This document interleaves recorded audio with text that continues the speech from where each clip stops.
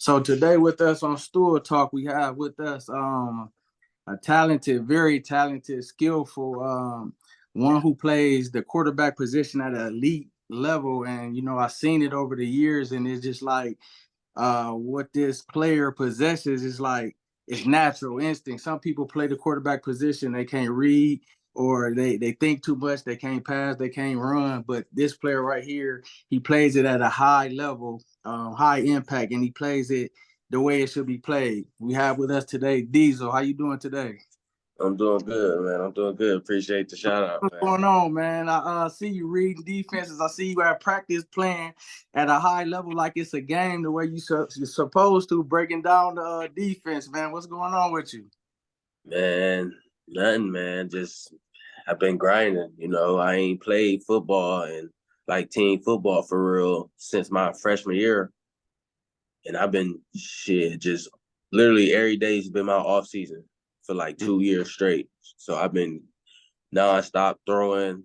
I've been nonstop in the film room. You feel me? Being a student of the game first, because I just know my ability already gonna get the job done. But now, if I can understand what's gonna go on before it's gonna happen, my ability gonna make this shit look. It's gonna make everything look crazy. You know what I'm saying? So, but Yeah. besides that, uh, I just got back to playing team ball. Man, I came back to the first college that I went to my freshman year because I went to other places. I went to Cincinnati. They strung me along, told me that they were going to have tryouts. They didn't have tryouts. So I was sitting there waiting, but I was training every day. Then I said, all right, well, screw that because that's too much money. I'm going to come back home to Toledo. You know what I'm saying? I try to rep my hometown. I go there. They give us a tryout. They say we do good. They're going to call us. They don't call us for the whole season. I wasn't pressed. Then they tell us to come back in the spring to have another tryout. We gonna have a tryout there. They tell us nothing all the way up the whole summer. And at that point, that was like the one time I was thinking to myself, like I was gonna be done with just the football and it's time to grow up because Yeah. you only could do so much with the cards you got. And then one of my buddies from here called me and told me like, yeah, bro, we gonna need a quarterback, and then they accept you, and everything could be green. And then I called my other buddy that go here. He really tapped in out here, so he tell me I get in touch with the head coach. I get in touch with the staff and everything. They tell me like everything green. I'm gonna get my number two. So Yeah. I said, shit, and I could play. I said, shit, I'm gonna come do it then, because I don't want to. You know what I'm saying? At the end of the day, when I, get old and stuff, I don't want to have to regret like, oh, I could have played football my last couple years just to play it. So right now, I'm just enjoying everything about it right now, practice and everything. I love just being here. And for those who don't know, what school are you at right now? Oh, I'm at Bluffton University. Yeah, Bluffton University. Well, your journey really didn't start as a quarterback, right? You started at a different position and then you went to quarterback, correct? Oh yeah, that's what they don't know. I was a defensive menace. That's what they don't know. Back in the Yeah. day, I was crazy. Okay, take us back real quick. Before when you first went to from defense, what you love and what you was great at, and then they put you on offense at quarterback. When did you know that, man, I can do this, or did you have your doubts early at it?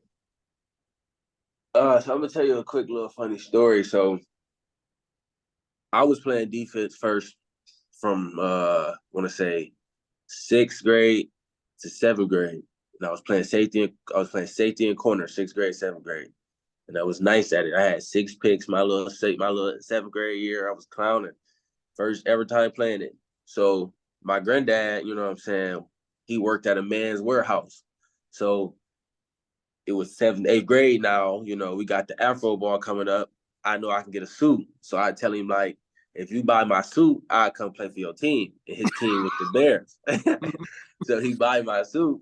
So I had to be a man of my word. So I go play to the Bears. So now while I'm at the Bears, I'm trying to be a receiver as well as a DB at the Bears because the coach wasn't trying to let me play receiver.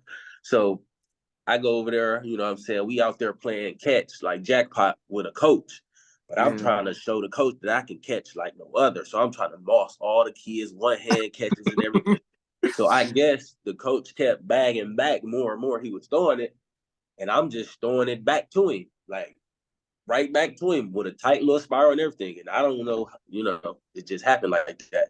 Then one day they approached me and tell me, Coach B. White approached me and tell me, like, how about you play quarterback? And then my first response was like, nah, I want to be the one to catch the touchdowns. I don't want to be the quarterback. Then my dad tell me on the way home from practice, he like, well, yeah, on the way home from practice, he like, man, hell no. If you want to be the guy that got to wait for a person to throw you the ball, or you want to be the one that touch the ball every play. Yeah. So then that sat on my brain for a second, and I'm like, you know what? That do make sense. So one practice come around, they have me do these RPO drills. So they say read it in. If he crash, pull it, and if he stay, give it. So we running them. We do like 2-3 plays of them. They say I do a good job. Then they add a little tag on the back, a little slant.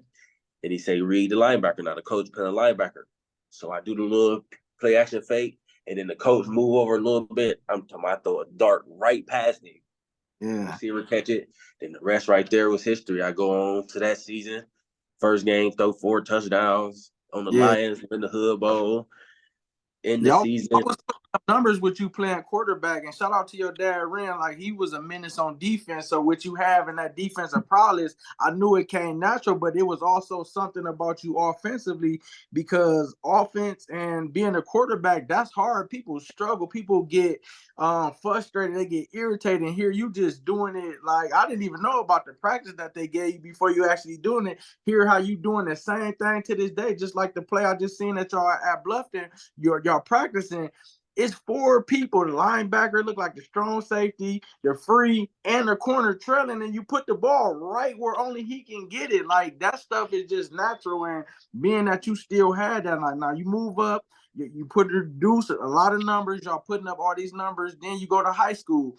What kept it going, and what motivated you to say, man, I did all this in Mid-City, I'm about to dominate in high school?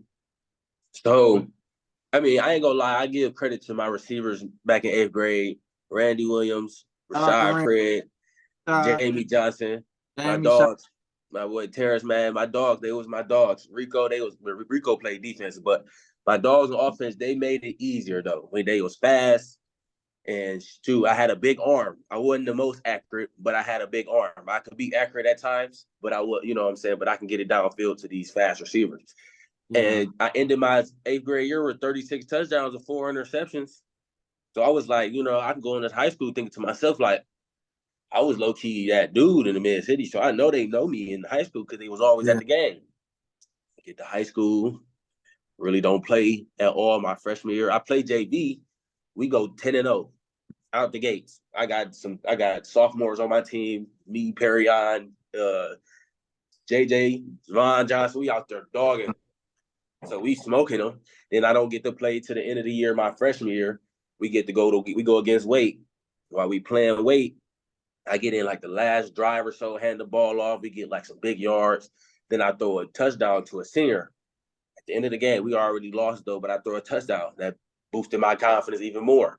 But I always just knew how to play the game of football, just off pure instincts, I guess you could just say. Last game of the season, we at Springfield. Now, speaking of Springfield, because I was supposed to go to Springfield. I was never supposed to go to Scott in the first place. But we at Springfield playing Bowser. I don't get to play the entire game until the 4th quarter. Coach put me in at 8 minutes in the 4th quarter. I'm at DN, right? Don't know why. I never practiced this shit. Never did none of that. He put me in at DN. I don't get no sacks, no pass breakups, nothing. But I'm back there in the quarterback face every time, and he's throwing incompletion. So I get in on offense at quarterback with like 5 minutes left to score like 30, I want to say 39-6 right now. Yeah. And I would die today. The game ended 34-39. I threw like 4 touchdowns in the matter of 4 minutes as a freshman. I was dotting them up. And then after that, I knew I was nice then. Yeah. I knew I was low-key nice then. But the only thing that I knew I had to always work on, and I still think to this day, is just my knowledge. Just my knowledge. I only can get better. Yeah, yeah. Your story is persistence of you not giving up, and you, when the going get tough, sticking it in there when you could have just easy quit. You could have easily chose a different route. What would you say to a young quarterback that might be struggling and might not have that confidence, whether it's first team or second team, or what would you say to that quarterback that's struggling and don't got the confidence? One thing I can say, man, you just gotta have that confidence. You ain't been playing this game of football this long. You ain't, make this team because you sorry. You know what I'm saying? Understanding your weaknesses. If you understand your strengths and your weaknesses, you know how to get better. If you know you struggle at this, you have to work on it if you want to do this. Like it's not no like you can't be lazy. You can't be half-assed, and you gotta, if you really say you want this and really mean that, you have to put in effort. I don't care if it's, say you can't throw the ball deep, you go outside and play catch for at least 10-20 minutes every other day just to work on the deep ball. You have to perfect your craft at everything, mentally and physically, because right there, once you do that, your confidence is gonna be through the roof, because you everything you practice and you doing behind closed doors, everybody else gonna see it and gonna be like, "Ooh, this is sweet." Now that's Yeah. gonna really make you more confident, but you got to work on yourself. You got to work on yourself. What type of leader would you say you are? A boisterous leader, or do you lead by example with your play? Well, see, leader, I about to say I probably only got like 1 real year of being a leader, and that was like my senior year.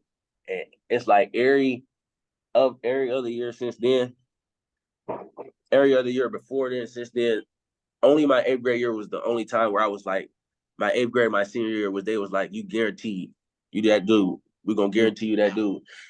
A lot of times people played like I wasn't as good as I was, and that made me want to go harder at practice and be better, because I always felt like I should be the starter, you know what I'm saying?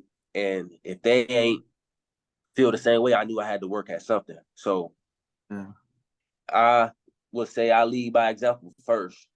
But Yeah. in the heat of battle, though, I get very boisterous. Yeah. So how do you handle school, practice, and games, and even studying with the game film and still having to study in the classroom? How do you handle that, and how hard is that being that you're a college athlete? See, it is tough. I ain't gonna lie, it's tough. But you just, you know what I'm saying? School school makes you able to to do what you love. So you have to do this as much as you love that, because Yeah. it can't be one or the other. It gotta go hand in hand. But the benefits though of like playing, I want to say, for just certain, I don't know about all schools, but being on a football team or something, they give you study table hours. So like you have to be in there and you have to do this. So they gonna give you time. You have time to do everything. Like you have time for being there, everything.